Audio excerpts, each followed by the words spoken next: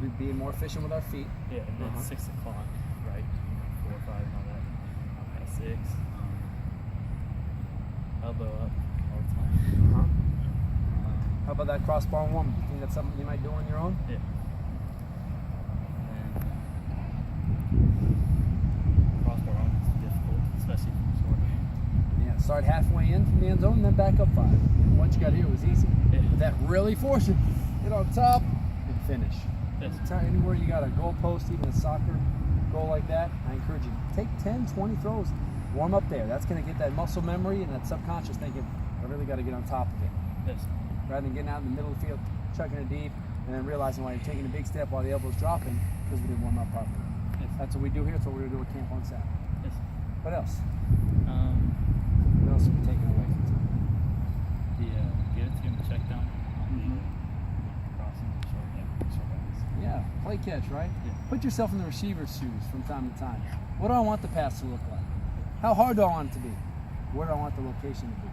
You put yourself in their shoes, you're going to be a lot more accurate. You're going to throw a lot more passes that are catchable. Yeah. Every time we want to pass here, we just say AC. We want it to be AC. What's that mean? Not just air conditioning, accurate and catchable. Yeah. If we can be accurate and catchable, we're going to complete a lot of passes and we're going to be successful. If we're all over the place, no matter how hard we throw it, how much velocity if we're all over, we're not going to be very successful. Yeah. One of the top 3 things that I want my quarterbacks to be is accurate. You know, give them an accurate catchable ball. Yes. What else? Probably just all the drops on certain routes. That's what I was waiting here. The drops, different routes. Right? Why is that important? Certain time, but not. You're throwing like a big route. Slide there. Timing. Very good. How about questions from today? Questions? Things we need to clarify? Well, first, if it's something we covered today, something that we're still a little unsure on.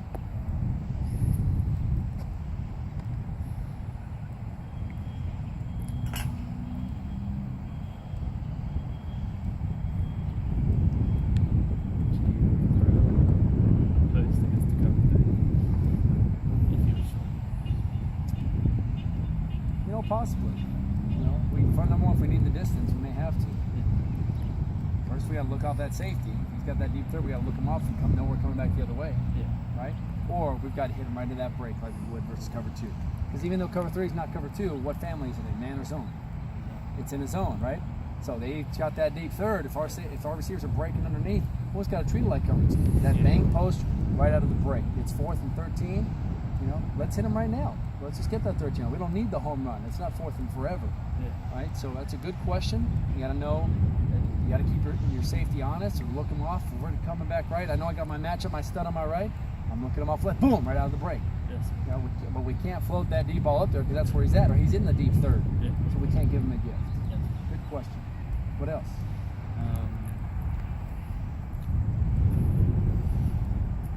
How about something we maybe didn't cover today? Questions on any things you've been thinking and feeling that we didn't cover today?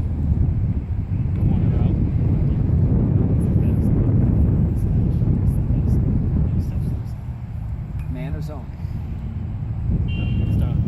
Okay, man, I like to break it at about 10 to 12, go high angle. If there's no safety threat, I'm dropping that thing nice and high so we can catch it and go score. Zone, I'm probably throwing it no deeper than 15, between 10 and 15 on the sideline. Not high angle, but pull him to that sideline so we can break behind the cornerback and underneath that safety. Right? So again, we're throwing, he's breaking at 10 to 12, we're throwing that thing probably about 20, 25 yards downfield versus man. We got zone, I want to hit it between 15, no deeper than 20, out on the sideline. Just a nice little touch behind that cornerback before that safety can get there.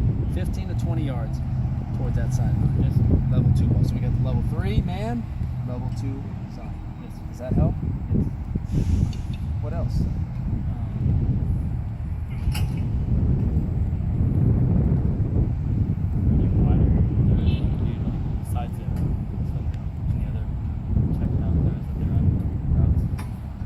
As far as your running backs? Yeah.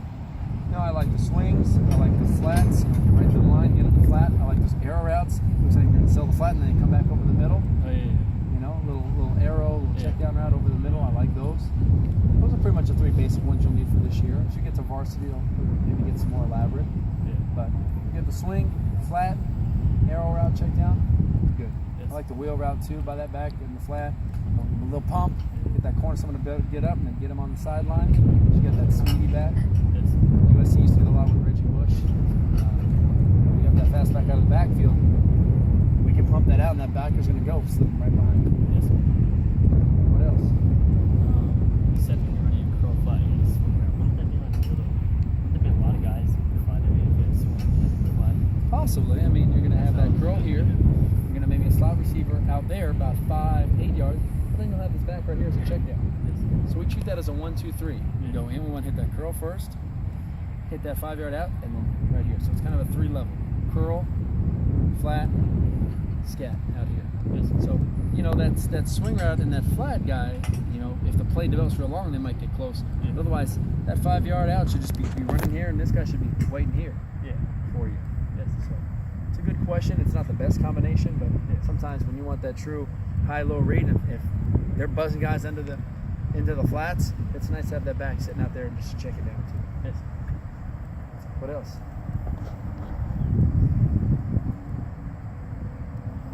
Throwing a go route on the outside. Do you want them to run it straight outside right away, or like inside, or straight outside? We teach 5 yards, step on the DB's toes, and then break outside. If he's at 6-7 yards, run at him. We tell our receiver step on his toes, which literally means you want to run on him so he doesn't know which way you're going. As soon as you get to him, boom, you break to the fade, or boom, you break to the slant. So we want to attack that corner, step on his toes, and then make our break. Generally, our fade, we'd like to go about 5 yards, break to the outside, what we call the alley. It's between the numbers and the sideline. That's 10 yards. We throw it right in the middle of the alley. We don't throw it on the numbers towards the safety. We don't throw it on the sideline so he catches it and goes out of bounds. We think, hey, we got 10 yards. That's a big window for us to put it in. And we just say put it in the middle of the alley. You'll hear me yelling that a lot on Saturday. When we're throwing fades, get in the alley, get in the alley. That's halfway between the numbers and the sideline.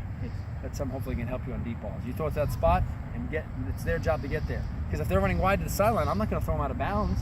If they're running into that safety, I'm not going to throw them into safety. I'm going to train my guys to run right down the middle of that alley between the numbers and the sidelines. Good. What else? What are the ages? 7 to 18.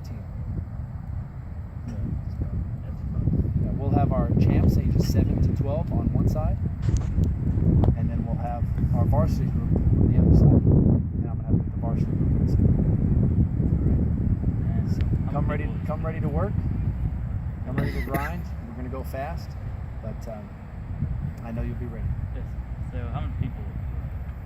We have a 40 limit for registration, but a lot of guys will bring teammates. You know, that last minute, you know, they want to bring a receiver or bring a teammate, invite a teammate. So probably closer to 50. We have 40 that pre-sign up and register, and then you know, if someone shows up, we don't deny them. But we don't like to get up in 70 pluses to 100. That's only for our Christmas camp, where we go 100 plus. This one we want to keep it controlled for player to coach ratio.